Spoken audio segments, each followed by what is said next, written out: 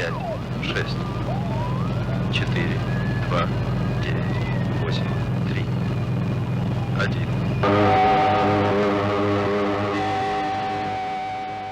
Hi guys, today we're doing a review on the Soviet GP-4 and GP-4U kit, commonly known as the M.49 facepiece.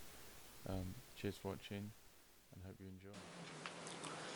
Hey guys, so today I'm just doing a quick video. Today I got this yesterday, my GP-4y kit or U kit.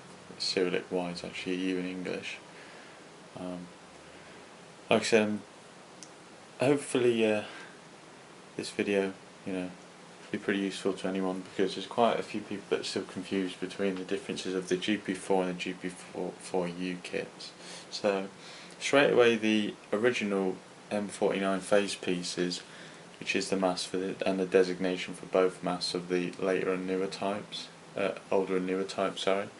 So originally in the early 50s, 1949, 1950, the Russians introduced the M.49 facepiece with the GP-4 kit. So the GP-4 and GP-4U are different, as in not only the slight differences in the facepiece, but the filters. So I'll go over the facepiece now. So I'll include a picture after this of the original GP-4 M.49 facepiece.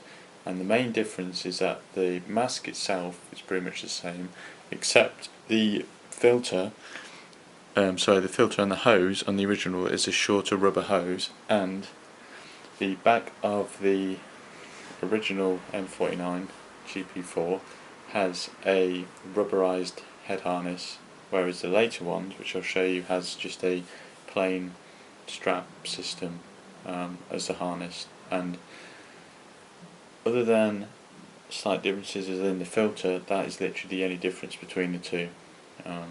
So this, like I said, is the GP-4U kit with the late M.49 facepiece, which, as you can see, has a long canvas hose. The later GP-4y filter, I believe. So yeah, and obviously the Haversack.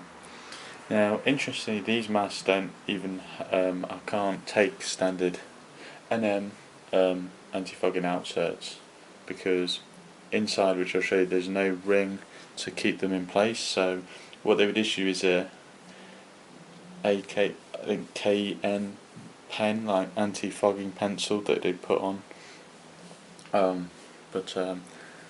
Yeah, like I said, it's a pretty plain kit, to be honest. It's very little's actually in the kit. There's not many accessories, but it's still an interesting mask. So what I'll do is I'll go over the mask for you now, and yeah.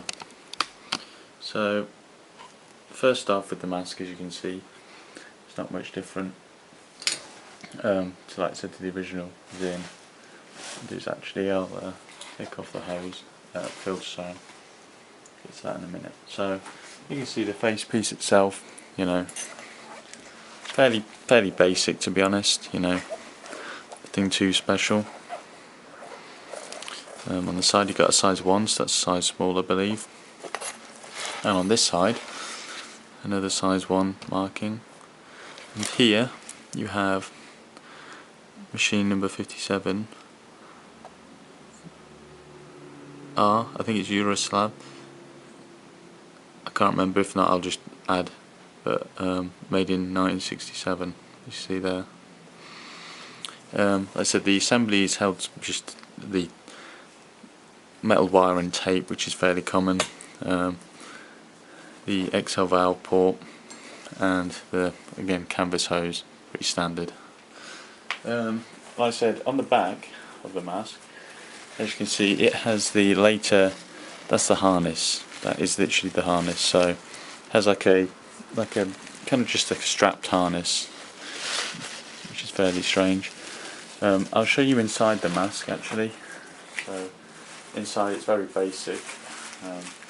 Like I said, there's nothing, can't really, do much with the mask in terms of anti. So hopefully you can see that. So as you can see, there is no anti-fogging, there's no ring to secure it. And let's see, there's the inhale valve and the exhale valve, and you've got an 8 and a 2 marking. So that's the inside of the mask. It's not really much to see there. So yeah. So that's the mask. Get back to that in a minute. Like I said, you see this.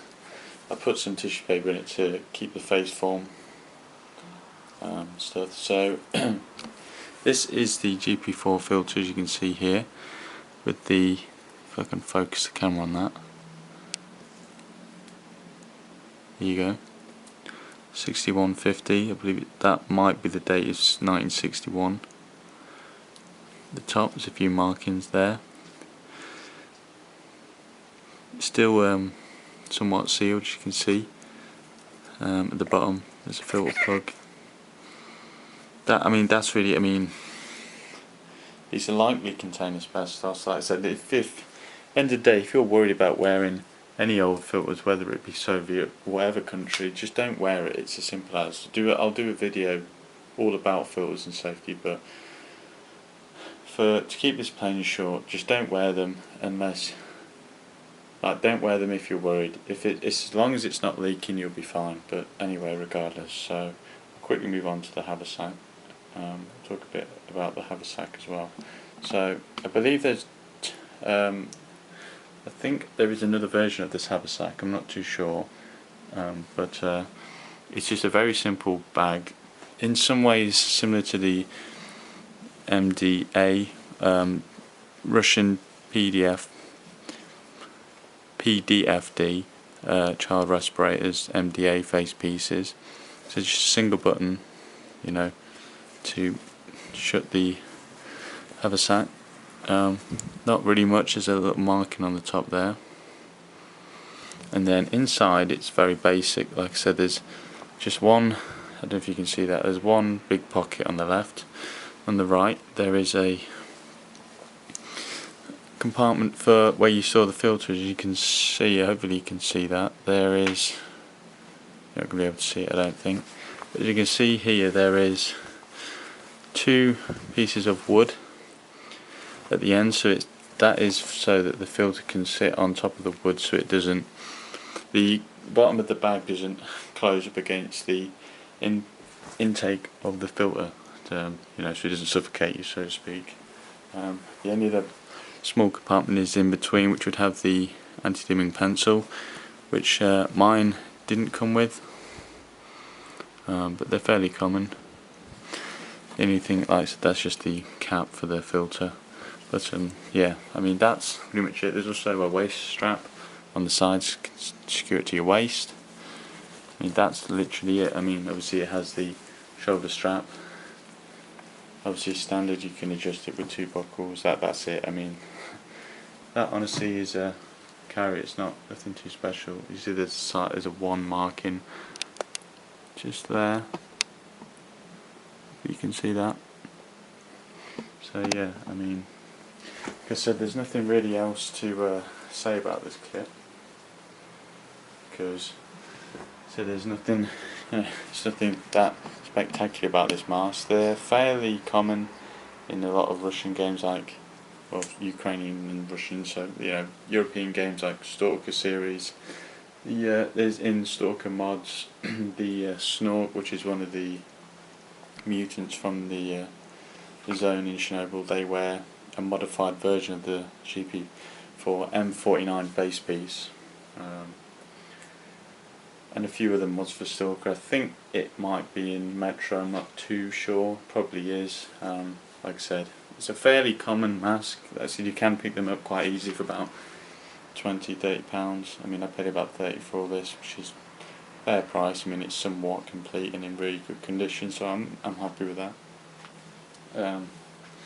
Yeah, there's not really much else to say about this mask. They are pretty interesting. They are very nice aesthetically. I think they're one of the most aesthetically pleasing masks in terms of designs.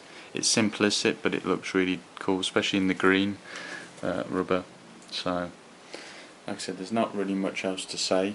Like I said, I'll be doing more videos, said soon. I've got another pretty uncommon Russian mask coming soon.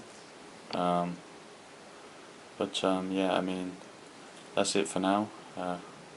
Cheers for watching, and yeah, cheers.